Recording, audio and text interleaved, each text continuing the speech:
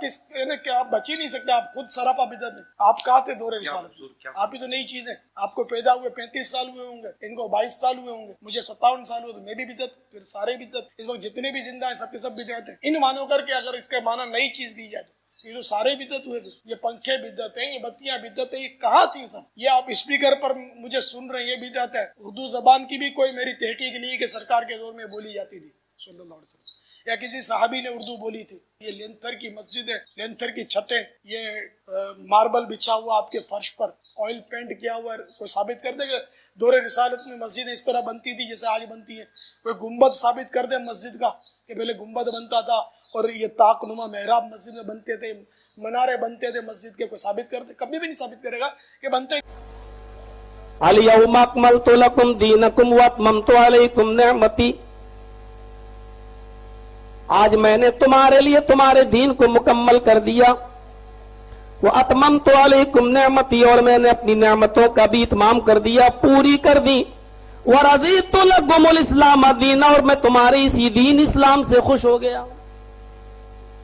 اب کس کا جواب میں جو جلسہ ہوگا نا میرے بعد، اس میں آپ کیا کہیں گے سنیے گا. اس کو بھی میں بتا دے رہا ہوں، اس میں بھی کوئی آئے گا جبہ کوش اور کیا کہے گا، نبی کے زمانے میں تو مسجدوں میں پنکھے بھی نہیں تھے، تم نے کیوں لگا لیے؟ یہ کہا جائے گا. نبی کے زمانے میں تو ہوائی جہاز بھی نہیں تھے، تم کیوں جاتے ہوائی جہاز پہ حج کرنے؟ نبی کے زمانے میں تو یہ لائٹیں نہیں تھی، تم نے کیوں لگائی اپنی مسجدوں میں لائٹیں؟ یہ کہا جائے گا. ہم دلیل مانگ رہے ہیں، تم لائٹیں گھسیڑ رہے. ہم کہتے ہیں کس صحابی نے ایسا کیا، تم کہتے ہو کس صحابی نے پنکھے لگائے. ارے اللہ کے بندے، ہم نے پنکھوں کو، مائکوں کو اور لائٹوں کو دین کہاں سمجھا؟ آج بھی بہار اور بنگال کے ایسے ایسے گاؤں میں ہم تقریریں کرنے جاتے ہیں جہاں لائٹ نہیں پہنچی ہے، تو کیا وہاں نمازیں نہیں ہوتی ہیں؟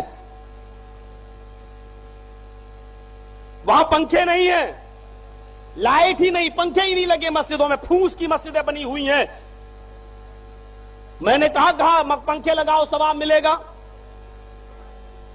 تو آپ یہ بات غور سے سمجھنے کی کوشش کریے کہ ہم نے اس کو دین میں کہاں جوڑا ہے. اللہ کے نبی صلی اللہ علیہ وسلم فرماتے ہیں، اما عائشہ رضی اللہ تعالیٰ نے اس حدیث کی راویہ فرماتی ہے کہ اللہ کے نبی صلی اللہ علیہ وسلم نے فرمایا، من احدث فی امرنا ھذا ما لیس منہ فہو رد، جس نے میرے اس دین کے اندر کوئی نئی چیز نکالی، فی امرنا فی دیننا، جس نے ہمارے دین کے اندر کوئی نئی چیز نکالی جو پہلے سے اس میں موجود نہیں تھی، جو ہم نے نہیں بتائی، اور کسی نے دین کے اندر اس کو سنت سمجھ کر یعنی میری طرف منسوب کر کے اس کو لاگو کیا، جو میں نے نہیں بتائی، میرے صحابہ نے نہیں کی، فرما فہو رد، وہ مردود ہے.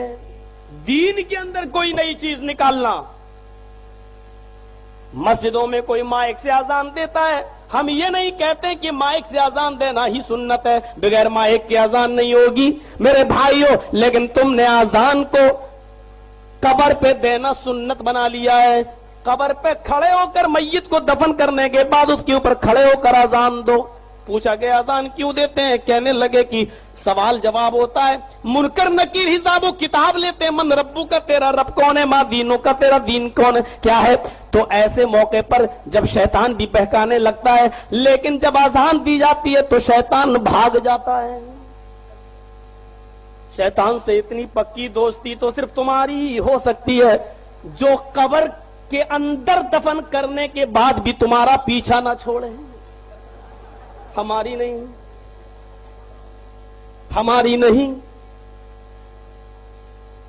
ہماری زندگی کے آخری سانس تک تو وہ بہکا سکتا ہے، لیکن میرے پیارے ساتھیوں مرنے کے بعد نہیں. السلام علیکم ورحمۃ اللہ وبرکاتہ. امید کرتا ہوں دوستو آپ سبھی لوگ خیریت سے ہو گے، اور یہ بھی امید کرتا ہوں دوستو کہ آپ کو ویڈیو پسند آیا ہوگا. اگر آیا ہے تو لائک کمنٹ شیئر کر دیجئے اور ہمارے چینل کو سبسکرائب کر لیجئے. تو پھر انشاءاللہ پھر ملیں گے اگلی ویڈیو میں، تب تک کے لیے اپنا خیال رکھیے. اللہ حافظ. السلام علیکم.